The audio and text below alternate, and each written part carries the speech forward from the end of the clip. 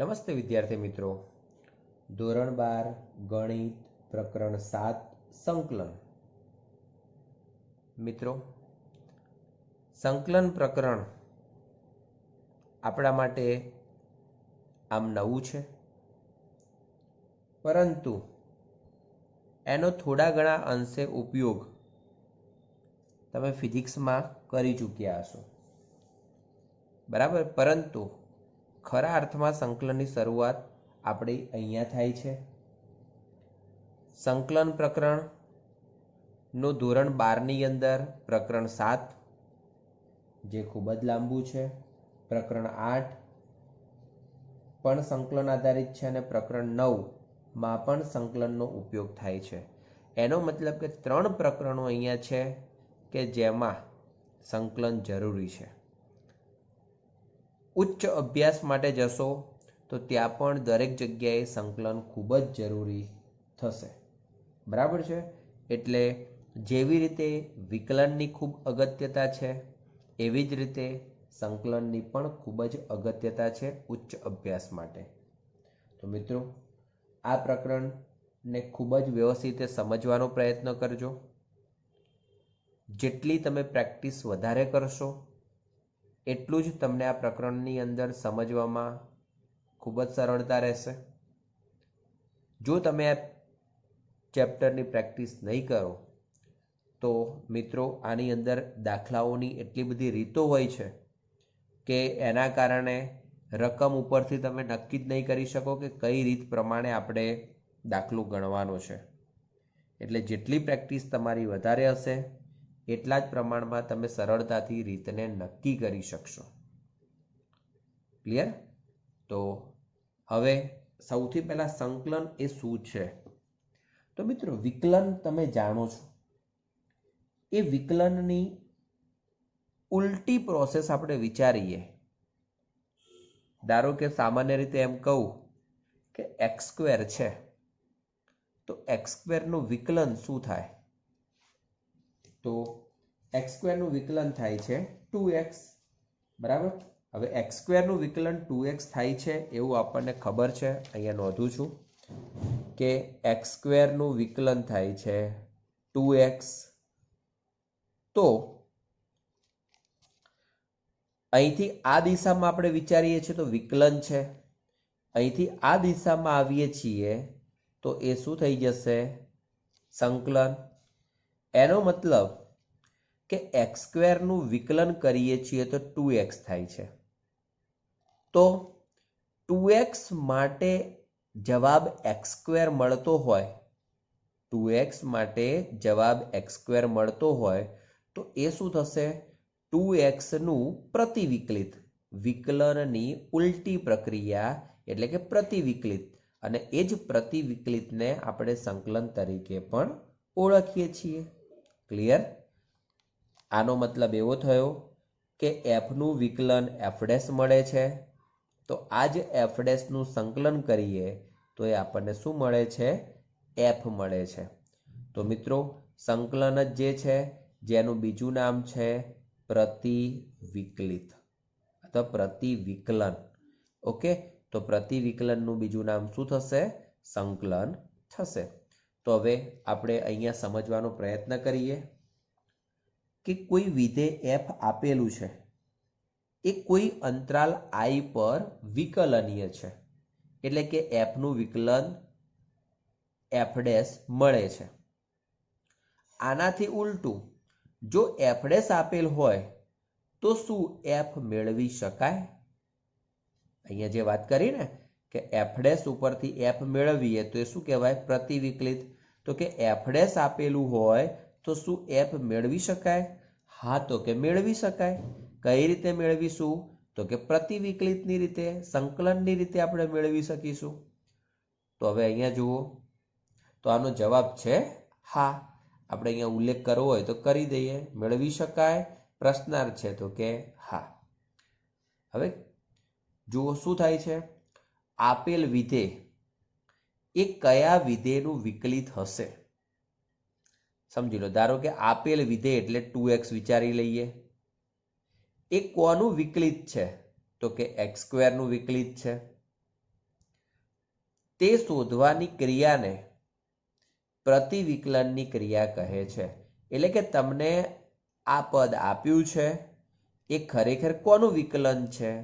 તો કે x² નું વિકલન છે. તો જેનું વિકલન છે તે શોધવાની જે ક્રિયા છે એને જ આપણે પ્રતિવિકલનની ક્રિયા કહે છે. જે વિધેય આપેલ વિધેયના બધા જ પ્રતિવિકલિત દર્શાવતું હોય તેને આપણે આપેલ વિધેયનું પ્રતિવિકલિત કહીશું. આમ પ્રતિવિકલિત શોધવાની ક્રિયાને પ્રતિવિકલન અથવા સંકલન કહે છે. તો મિત્રો આ થઈ ગઈ સંકલનની વ્યાખ્યા. બરાબર, કે તમે આ પ્રતિવિકલિતની ક્રિયાવાળું પદ અને આ પ્રતિવિકલિત શોધવાની ક્રિયાને શું કહેવાશે? સંકલન તરીકે ઓળખીશું. બીજી રીતે કહેવું હોય તો વિકલનની ક્રિયાની વ્યસ્ત ક્રિયા હોય તેવી ક્રિયાને સંકલન કહે છે. ફરીથી, વિકલનની ક્રિયાની વ્યસ્ત ક્રિયાને આપણે શું કહીશું? સંકલન કહીશું. ક્લિયર? ચલો હવે અહીંયા જુઓ કે કોઈ કેપિટલ fx એક વિધેય આપ્યું છે. મિત્રો આ બધું જ તમારે લખવાનું છે. કેપિટલ fx વિધેય આપેલું છે, એનું તમે વિકલન કરો છો તો સ્મોલ fx મળે છે for every x belongs to i માટે. હવે કોઈક વાસ્તવિક અચળ c આપણે લઈએ છીએ અને fx પ્લસ c વાળું પદ હોય અને એનું જો વિકલન કરવામાં આવે તો fx નું વિકલન તો સ્મોલ fx થાય છે, c નું વિકલન કેટલું થવાનું છે? 0 થવાનું છે. બરાબર, તો હવે વિચારો કે એકલા fx નું વિકલન એ સ્મોલ fx થાય છે, fx પ્લસ c નું વિકલન પણ સ્મોલ fx થાય છે. બરાબર, તો આપણે એવું કહી શકીએ કે f plus c, capital F એટલે આ પદ જે છે તે c belongs to r A f ના પ્રતિવિકલિતોનો સમુદાય દર્શાવે છે. ટૂંકમાં fx નું તમે પ્રતિવિકલિત વિચારો છો તો એ fx નું પ્રતિવિકલિત શું થશે? fx plus c. મિત્રો જેમ c ની કિંમત બદલાય છે તેમ વિધેય પણ બદલાતું જશે. પરંતુ આવા જેટલા પણ વિધેયો છે એ બધા વિધેયોનું જો તમે વિકલન કરશો તો હંમેશા શું મળશે? આપણને સ્મોલ fx મળે છે. બરાબર, તો કે આ જે પદ છે એટલે કે એ f ના પ્રતિવિકલિતોનો શું છે? સમુદાય છે. એક જ પ્રતિવિકલિત મળતું નથી. જેમ જેમ c ની કિંમત બદલાય છે તેમ તેમ પ્રતિવિકલિતો બદલાતા રહે છે. તો હવે આ d/dx ને આ બાજુ લઈ જઈએ તો શું થઈ જશે? ઇન્ટિગ્રેશન થઈ જશે. તો મિત્રો હવે આ વસ્તુ ધ્યાન રાખજો, કોઈ પણ વિધેય આપેલું છે એ વિધેયનું તમે સંકલન કરો છો, જે ચલને આધારે સંકલન કરતા હો તો આગળ સંકલન માટે આવું ઇન્ટિગ્રેશનનું સંકેત છે અને પાછળના ભાગે dx લખવું જરૂરી છે. કોઈ પણ વિધેયનું સંકલન કરવું હોય તો આગળ ઇન્ટિગ્રેશન, પાછળના ભાગે dx. તો આનું સંકલન શું થશે? તો કે capital fx plus c. Okay, ચલો એ રીતે ઇન્ટિગ્રેશન fx dx એ સ્મોલ f નો x ને સાપેક્ષ સંકલિત થાય. શું કહેવાય? ઇન્ટિગ્રેશન fx dx ને શું કહેવાશે? સ્મોલ f નો x ને સાપેક્ષ સંકલિત કહે છે. હવે આની અંદર જે fx છે એ fx ને શું કહેવાય? તો fx એ સંકલ્ય છે. સમજી લેજો, ઇન્ટિગ્રેશન fx dx માં fx એ શું છે? સંકલ્ય છે. અને x એ શું છે? તો કે સંકલનનો ચલ છે. c એ સ્વૈરચળ છે. તો મિત્રો ઇન્ટિગ્રેશન fx dx એ શું છે એ પણ આપણા મગજમાં ક્લિયર હોવું જોઈએ. ઓકે, તો આ રીતે આપણે એને વિચારી શકીએ છીએ. હવે મિત્રો આપણે બુકમાંથી જુદા જુદા સૂત્રોનો અભ્યાસ કરીએ. એ બધા જ સૂત્રો તમારે લખવાના છે. તો આપણે વિકલનને આધારે સૂત્રો સમજવાનો પ્રયત્ન કરીએ. બરાબર, તો અહીંયા સમજી લેજો તમે કે ધારો કે ચલો એને અહીંયા હું પહેલા સમજાવી દઉં છું એક રફમાં અને પછી એના આધારે આપણે સંકલનનો વિચાર કરીએ છીએ. ધારો કે કોઈ પદ છે, બરાબર, સમજવા પ્રયત્ન કરજો. x⁴n છે તો એનું વિકલન શું થાય છે? n × x⁴n−1. હવે હું એ જ રીતે x⁴n+1 નો વિચાર કરું છું. તો x⁴n+1 નું વિકલન મારે કરવું હોય તો એ શું થશે? તો n+1 આગળ આવશે, આની એક ઘાત ઘટી જશે, બરાબર. હવે આ પદ તો કેવું છે? અચળ છે. એને આપણે અહીંયા ભાગાકારમાં લઈ જઈએ તો કે d/dx of x⁴n+1 upon n+1 equal to x⁴n. Okay, સમજી લેજો. આ જે પદ જે છે તેનું જ વિકલન x⁴n થાય છે. તો મિત્રો હવે આ d/dx અહીંથી મારે દૂર કરવા હોય તો આ બાજુ મારે શું લખવું પડશે? સંકલન લખવું પડશે. તો કે ઇન્ટિગ્રેશન x⁴n dx આપણે વિચારીએ તો આ બાજુએ x⁴n+1 upon n+1 થાય. તો આ રીતે તો સમજી લો કે x⁴n નું સંકલન કરવું છે તો એની એક ઘાત વધે છે અને જેટલી ઘાત થાય છે એ ઘાત ક્યાં આવશે? છેદમાં આવશે. વિકલન માટે કયો નિયમ હતો? જે ઘાત છે એ પહેલા ગુણાકારમાં લખવાની છે અને તેની એક ઘાત ઘટાડવાનો નિયમ હતો. જ્યારે સંકલન માટે શું કરવાનું છે? ઘાત વધારવાની છે અને જે વધેલી ઘાત જે છે એને આપણે છેદમાં લખવાની છે, બરાબર. તો મિત્રો આને આધારે આપણે આ વિકલન વિચાર્યું છે તો એની ઉલટી પ્રોસેસ વિચારીએ છીએ. ટૂંકમાં આ પણ એનું જ વિકલન છે તો એની ઉલટી પ્રોસેસ વિચારીએ તો એ શું થઈ જશે? સંકલન થઈ જવાનું છે, જે અહીંયા આપણે પદ લખ્યું છે, બરાબર. એટલે વિકલન અને સંકલન એકબીજાથી બિલકુલ ઉલટી પ્રોસેસ છે. હું તમને એમ કહીશ કે સાઇનનું વિકલન કેટલું થાય છે? સાઇન એક્સનું વિકલન, તો સાઇન એક્સનું વિકલન થાય છે cos x.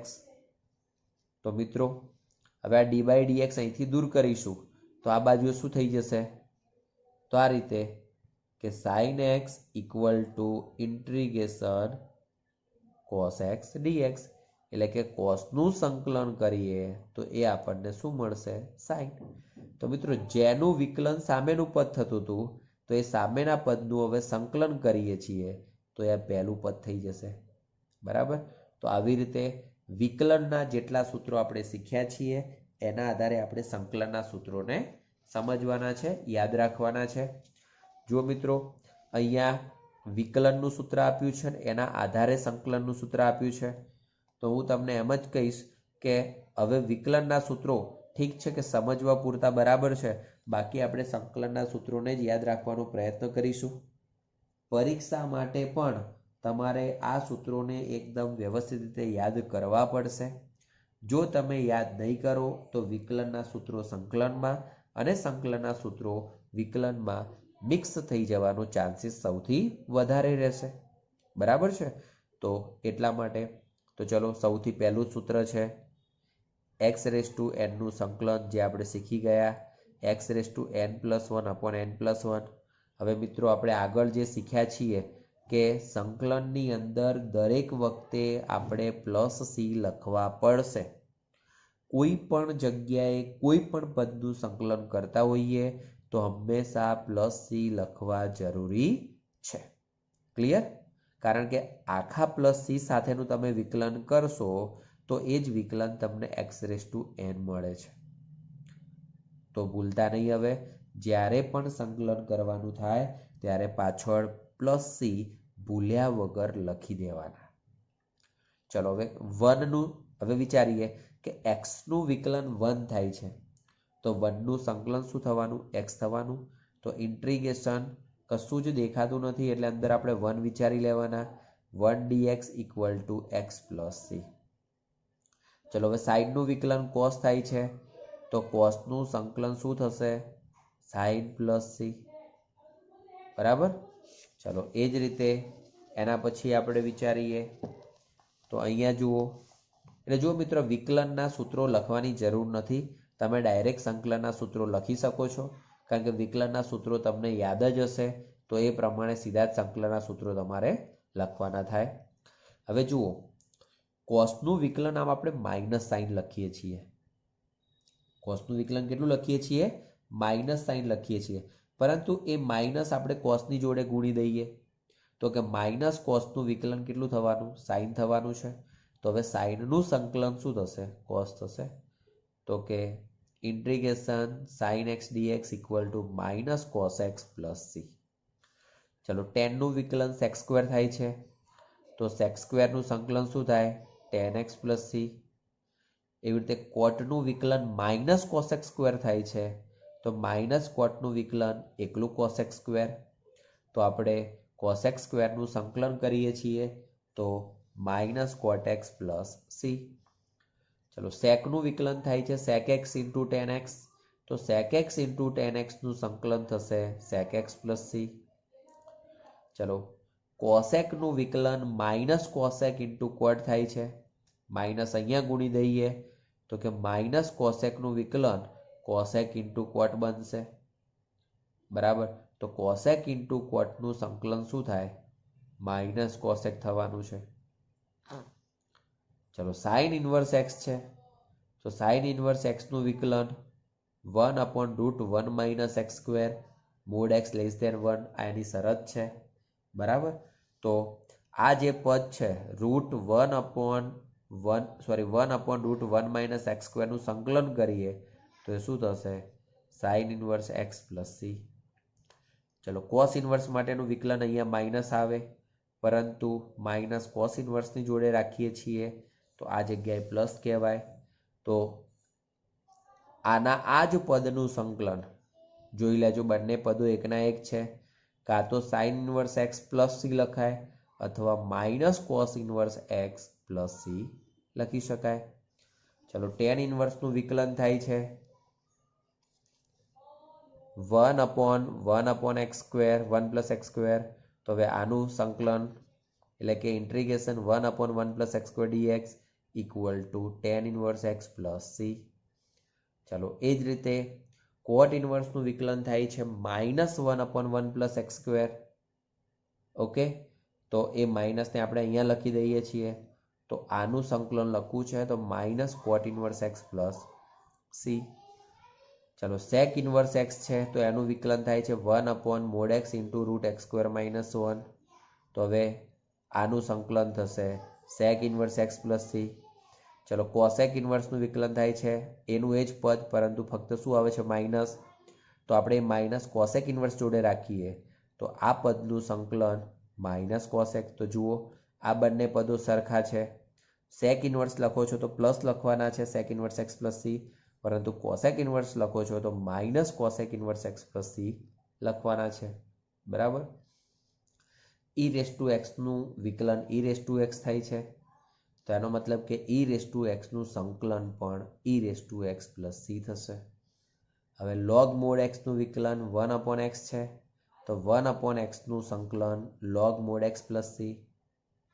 એ જ રીતે a⁻x નું વિકલન કેટલું થાય છે? તો યાદ કરજો, તો કે a⁻x નું વિકલન d/dx ઓફ a⁻x, તો એ a⁻x અને into log a base e થાય છે. મિત્રો આ રીતનો દાખલો છે આપણે વિકલનની અંદર, કે જેની અંદર આપણે ઘાતાંકવાળા નિયમનો ઉપયોગ કરીને એને ગણવાનો પ્રયત્ન કરીએ છીએ, લોગ લઈને એને ગણવાનો પ્રયત્ન કરીએ છીએ. હવે આ જે પદ છે એ અચળ છે, એને અહીંયા ભાગાકારમાં લાવી દઈએ તો d/dx of a⁻x upon log a base e, તો ઇક્વલ ટુ a⁻x થાય. હવે આ આખું પદ આપણે અહીંયા લઈ જઈએ તો કે a⁻x નું સંકલન કેટલું થશે? a⁻x upon log a base e. Clear? તો મિત્રો જ્યારે વિકલનની અંદર લોગ વાળું પદ ગુણાકારમાં આવતું હતું તો એવી જ રીતે સંકલનમાં આવ્યા log વાળું પદ ક્યાં જશે? ભાગાકારમાં જતું રહેશે. બરાબર છે? તો જોઈ લો integration a raise to x dx equal to a raise to x upon log a base e plus c. તો આ પ્રમાણે જુઓ દરેકની અંદર c લખવા એટલા જ જરૂરી છે. મિત્રો કોઈ પણ દાખલો અહીંયા ગણવાનું થશે તો એની અંદર પણ c લખવા જરૂરી છે. અહીંયા જે પણ સંકલન દેખાય છે એ અનિયત સંકલન છે. અનિયત એટલે કે એની કોઈ જ લિમિટ નક્કી નથી. બરાબર છે? તો અનિયત સંકલનમાં જ પ્લસ c લખવું જરૂરી છે. જ્યારે નિયત સંકલન આવશે તો નિયત સંકલનની અંદર પ્લસ c લખવાનું રહેતું નથી, કારણ કે જે તે અમુક અંતરાલ પૂરતું જ આપણે સંકલન કરવાનું થશે. તો અંતરાલ પૂરતું સંકલન કરવાનું થાય છે તો એ વખતે આપણે પ્લસ સીની કોઈ જરૂરિયાત રહેતી નથી. તો આ પ્રમાણે સંકલનના સૂત્રો છે. મિત્રો ગમે તે સંજોગે સંકલનના આ સૂત્રો તમારે તૈયાર કરવાના છે. બરાબર? એ સૂત્રો તમે ઈચ્છો તો 2 વાર લખીને તૈયાર કરી શકો છો, એને 5 વાર લખીને તૈયાર કરી શકાય, 10 વાર લખીને પણ તૈયાર ન થઈ શકે એવું પણ બને. તો મિત્રો તમારી અનુકૂળતાએ તમે ગમે તેટલી વખત સૂત્રોને લખો અને સૂત્રોને તૈયાર કરવાનો પ્રયત્ન કરો. તો આ હતા એ સંકલનના જરૂરી સૂત્રો. હવે આપણે સંકલનના 5 ગુણધર્મોનો અભ્યાસ કરી લઈએ. બરાબર? એકદમ સરળ છે અને એને આપણે જોઈ લઈએ. તો કે અનિયત સંકલનના ગુણધર્મો. તમારે અહીંયા વચ્ચેના ભાગે બધા જ સૂત્રો જે તમને કીધા છે એ બધા જ સૂત્રો પહેલા લખી દેવાના છે. એના પછી આ અનિયત સંકલનના ગુણધર્મો.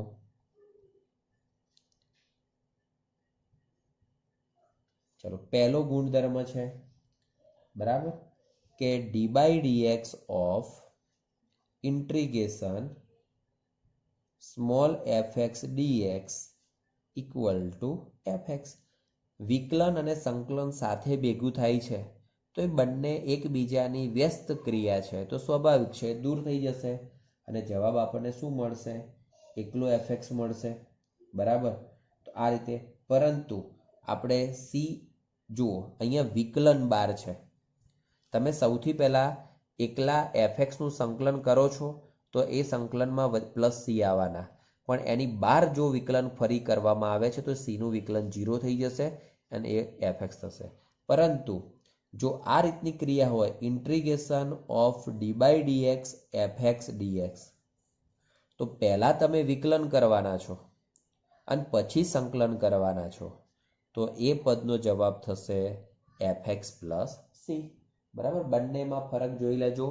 આની અંદર છેલ્લે વિકલન થવાનું છે તો c રહેતું નથી. આની અંદર છેલ્લે સંકલન થવાનું છે, પહેલા વિકલન થશે પછી સંકલન થશે તો પ્લસ c આવશે. ઓકે? ચલો બીજું છે કે d by dx of integration fx dx equal to d by dx of integration gx dx. જોજો બંને પદો અહીંયા આપ્યા છે, વચ્ચે ઇક્વલ ટુ લખેલું છે. બરાબર? તો આ જે ઇન્ટિગ્રેશન fx dx અને ઇન્ટિગ્રેશન gx dx એ કેવા થવાના છે? સરખા થવાના છે એમ કહી શકાય. તો integration fx dx equal two integration gx dx થાય. બરાબર? બંનેના સંકલનો કેવા થશે? સરખા છે. એટલે કે બે અનિયત સંકલિતોના વિકલિતો સમાન હોય. આપણે એને લખી દઈએ. એટલે કે બે અનિયત સંકલિતોના વિકલિતો સમાન થાય. બરાબર? ચલો ત્રીજું છે સરવાળા માટેનો નિયમ, integration fx plus gx dx. તો કે integration fx dx plus integration gx dx. Clear? તો આ પ્રમાણે બંને પદો આપણને મળશે. ચલો ચોથું છે, કોઈક k બિલોંગ્સ ટુ r માટે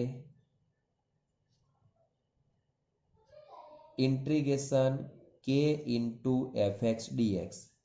મિત્રો અચળ k છે તો એ k સંકલનની અંદર રાખીએ કે સંકલનની બહાર લઈ જઈએ તો કોઈ ફરક પડતો નથી.